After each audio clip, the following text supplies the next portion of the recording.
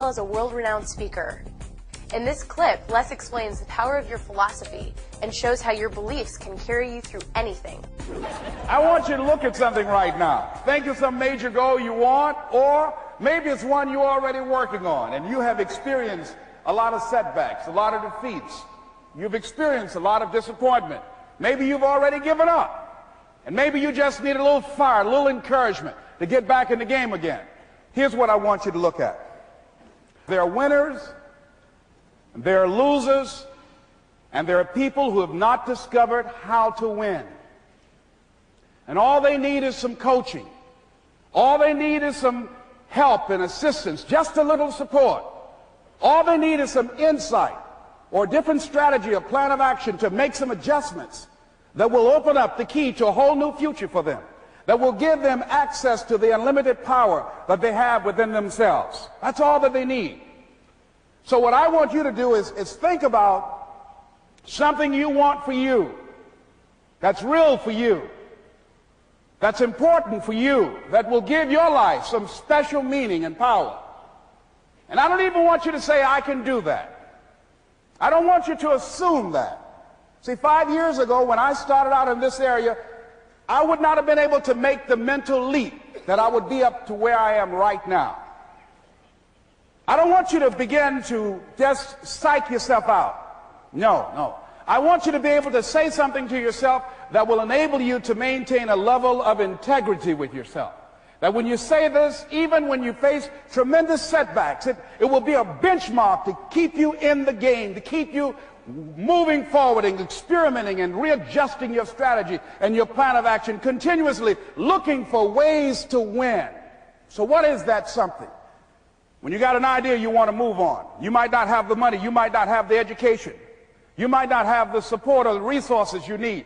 What is that something that can keep us going, that will enable us to act on our dream? What's one of those keys that will begin to help us to discover the secrets to our dream?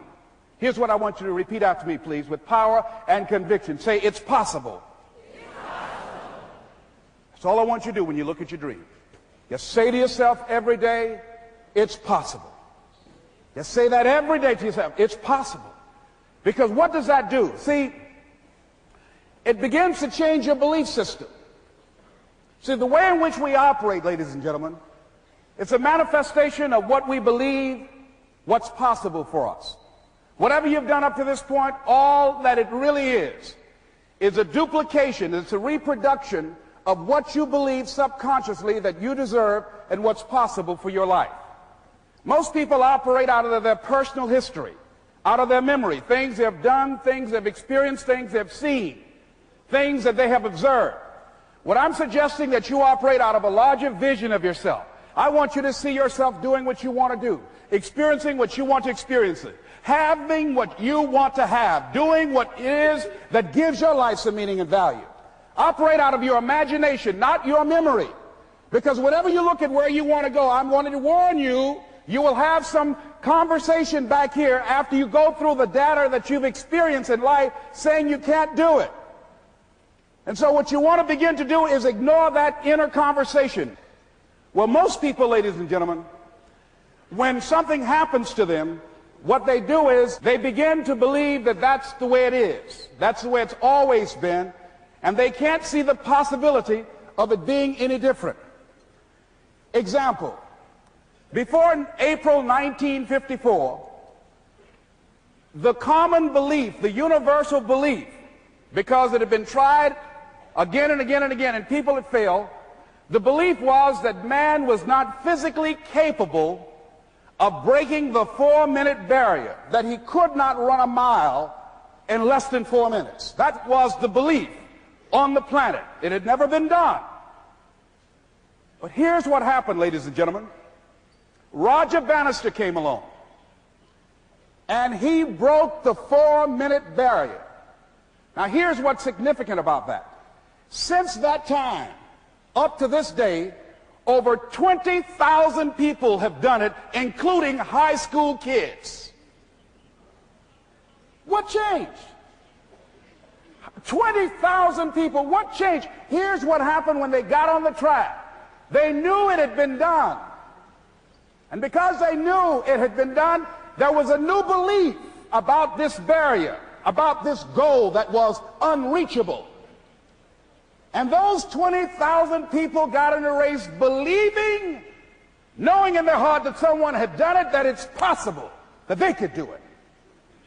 And I'm saying that if you know anybody that had some goal, some dream, something they wanted to do, and they did it, then I'm saying that you know in your heart that if someone has done it, then you can do it. It's possible.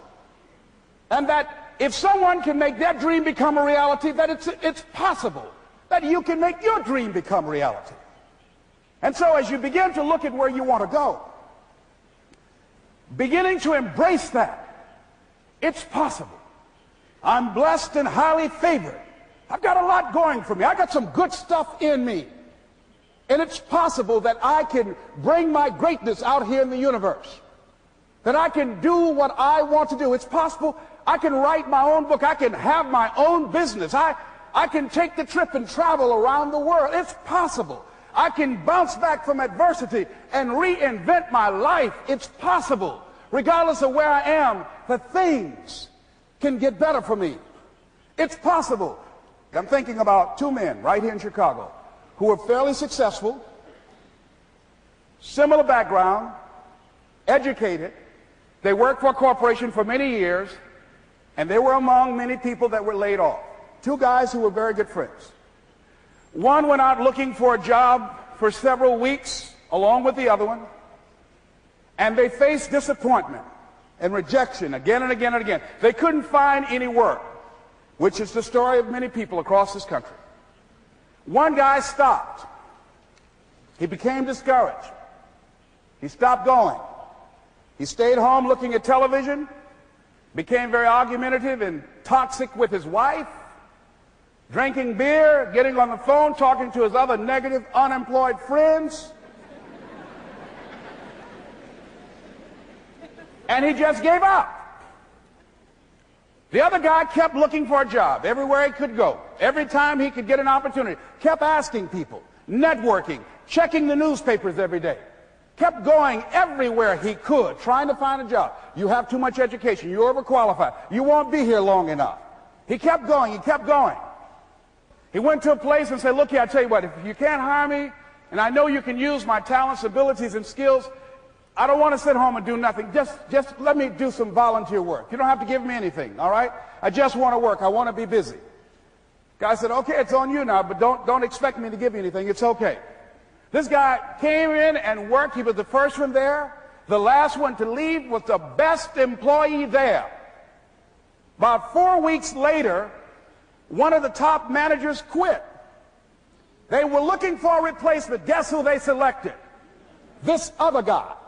This guy who was volunteering his time. He got the job. What was the difference between the two men? Eyesight and mindsight. Eyesight is judging on what you see. Judging according to appearances. But mindsight is how you interpret what you see. One guy said, it's not possible, it's over, I'm finished. I can't do it. I can't make it. He surrendered. I've faced rejection again and again. I'm not going anymore. There are no jobs out there. But this other guy, he felt that in spite of the no's and rejections, in spite of how bad the economy is, in spite of what the newspapers are saying, that it's possible that somebody somewhere will give me a job. He just kept going, thinking it was possible. And guess what, ladies and gentlemen? That's what we have to do with our dreams.